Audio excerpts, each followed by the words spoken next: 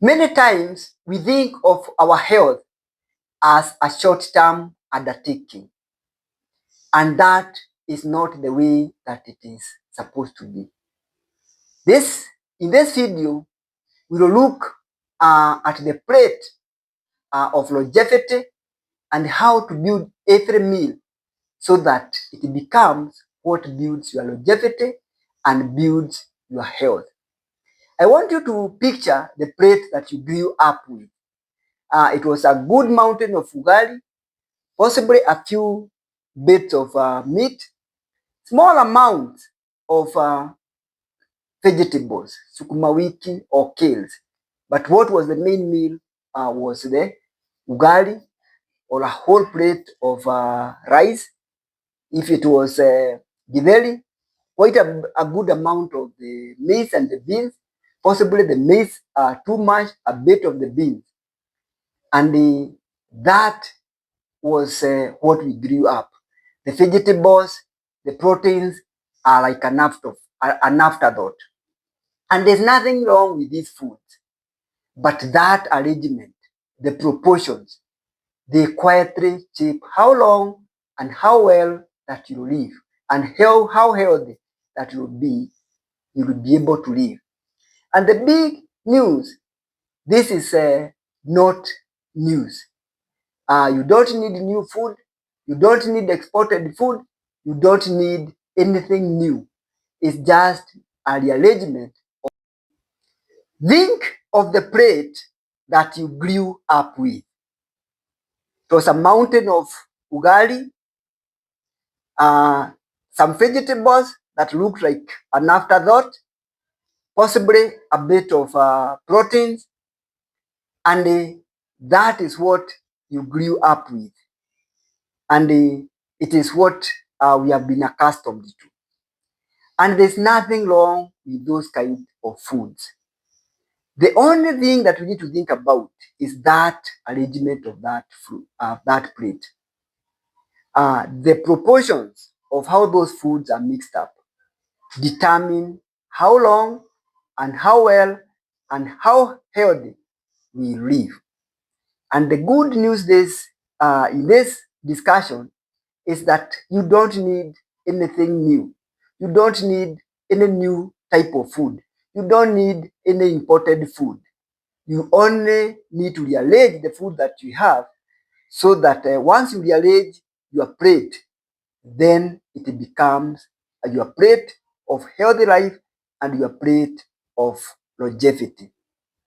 And I want to share with you something that you really need to consider and carry it with you in every single meal that you eat the rest of your life. Once you can see this plate, then that becomes your trademark for your health. So this is called the longevity plate, and it is not the diet, and it is how we arrange that plate so that it becomes the power source, the healthy source. How do you build the plate from the matoke, the wibi, the ndengu, the greens, and the everyday foods that you have in your kitchen? So, I'm Dr. Joshua Nderitu, a family physician. I have interest in public health and cancer prevention and treatment.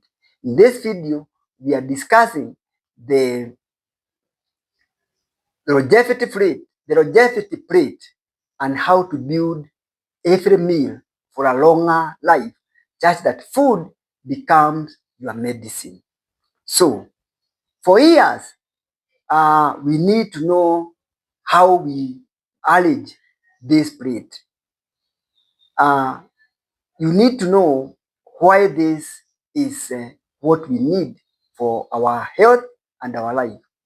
Scientists have followed hundreds of thousands of people and watched how they eat, how long they live, and the same picture keeps emerging. It is never one magic food. So you cannot say this is the food that really helps these kind of people live a longer life. But it is the pattern of how people eat that determines how long they live and how healthy they live. So people whose plates lean towards whole plants, vegetables, beans, the whole grains, that same maize, the maize flour, which is grinded whole grain, the wheat grinded whole grain, the mixture of fruit, the nuts, they help people live longer and they suffer less of the cardiovascular diseases and the cancers. And that is the good news. In one study, they found that one extra serving of whole grains a day was linked to about 7% lower risk of dying early. That's a significant number. 7% from that just small choice of taking more of the lentils. And that is the power of the pattern. So the biggest decision is half. So fill half of your plate with vegetables. I know this is sounds difficult, but the good news is the vegetables are always available. They are always here with us, and the cost is manageable. If you choose, you can choose cabbage, you can choose sukuma wiki, you can choose terere, you can use managu. All these are not the kind of vegetables we are used to. This what I will say is usually an afterthought. And this is where the sukuma wiki, the managu, the terere, the cabbage, and the kude, and even the tomatoes and the onions carry the center of your life instead of putting them at the edge. This herb is your armor. It is what protects you. And then it has color, it has fiber, and the plant compounds. They protect you from what I usually call persistent chronic inflammation in your body because they have the vitamins and they protect your heart. That half plate of vegetables is what changes everything. It is what that protects your health. Then you have the second decision. A quarter of your plate is for your starch. And here we need to upgrade quietly but consistently. Instead of that mountain of ugali from the refined maize, we need to go to the whole grain. Take your maize, grind it, and have whole grain flour. And this small portion, they are more healthy. And then if you have the capacity, think about the Weeby millet, the Weeby flour, well loaded with the fiber, and it is also a low glycemic index food. Then if you need the duma or the arrowroots, you can have a small part of that, not all of the starches together. If you use ugali, choose ugali. Another day you choose your arrowroot, or you choose your sweet potato, or you choose your matoke. And then you have when you choose the grains, you have the whole grain ugali when you can find it. And then you can add your githeri and let the githeri be the whole maize with the real beans. That builds your other quarter.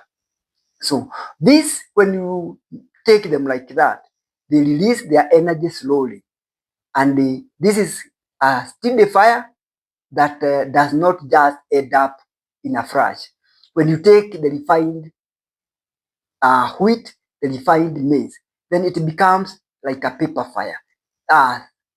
Flashes all of a sudden, and then all of a sudden is completely gone. And that is what causes your insulin spike, spikes your sugar, and keeps you on a high insulin demand. So you have the same comfort, the same fullness, and this is kinder to your body, it is kinder to your blood sugar, and it gives you the fiber that you need. It nourishes your body without crushing your sugar. And this helps you live longer, healthier for many years. Notice, we did not remove the starch. We didn't ask to, we didn't need you to give up your ugali if you love it forever. We just made a quarter of your plate be that whole grain starch, not the mountain, and it shows what is absorbed by your body in a slower way, because this is what your body, the kind of food that your body understands. It is what your body was built for and was created for. Then we have the final quarter of your plate. That is your protein. The lentils, the ndengu, the jahe, the fish, the eggs, the chicken. These are what builds your body. They build your muscles. Research has shown that the plate that lean on legumes, the plant legumes, the fish, and less of the red and the processed meat are tied to longer, healthier lives. So the ndengu and the githeri, they are not just poor man's food. We were taught that when you eat a lot of githeri, you are eating githeri almost every day, then those are signs of poverty. But science is proving us wrong. These are the foods that build your longevity. They may come with different colors, but these are the most life-giving choices that you can have on your table. So think about it. These small changes can make a big difference in your health, in your longevity, and in your capacity to handle diseases. Now, you need to complete your picture to make it a completely healthy food.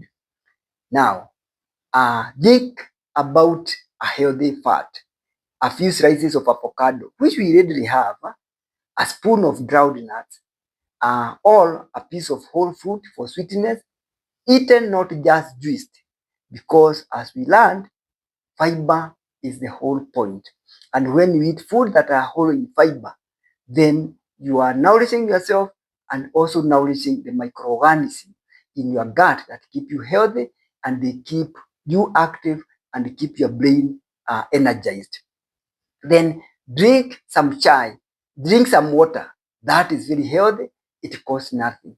If you must drink your chai, do not add sugar to it, because do not go for those packaged juices, because as much as they pretend to be healthy, that whole packet, uh, when you take it, you are taking almost 6 to 8 oranges in one glass in a few seconds, and that crashes your sugar. So nothing dramatic that you have done. You have just changed the proportion and you have nourished your body in the right way. So that is it. That is it. That is it. And that's what science has told us is the longevity plate. And it doesn't require any special cooking skills. You just need to be there and do it consistently, and it is not expensive. And so you walk, these are foods that are available in your local market. So this is what I love most, that longevity is not in imported powders. It is not in those supplements that we take, but all the time it has been with us. The matoke, the whole maize, these, the weed, these are always in us. And this is what our grandmothers would recognize as food. So remember that prevention is not expensive, but neglect is. This plate is the most affordable medicine, and you will always get it when you need it and at the time that you need it. So I give you a gentle invitation. Do not overhaul your whole plate. Look at your plate before you eat. Ask yourself, do I have my plate, half of it vegetables?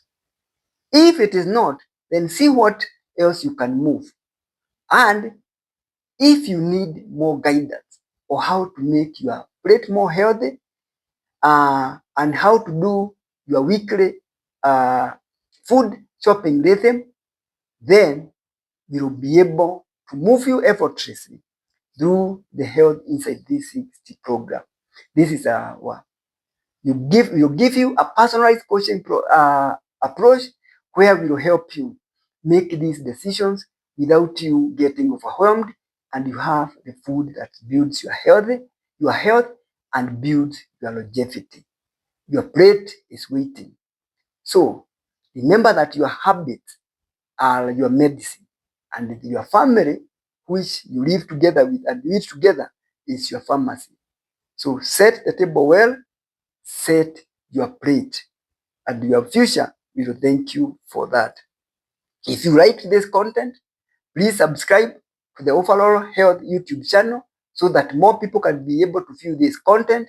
Also share it with those within your circles so that they know that they do not need to break a bank to eat healthy.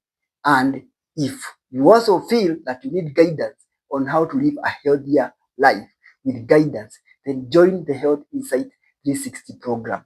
And if you need to have a metabolic evaluation to know whether you have insulin resistance or you are pre-diabetes or you have diabetes and you want to be assisted to be able to reverse diabetes, then visit the Wellness Health Services Medical Center for personalized care.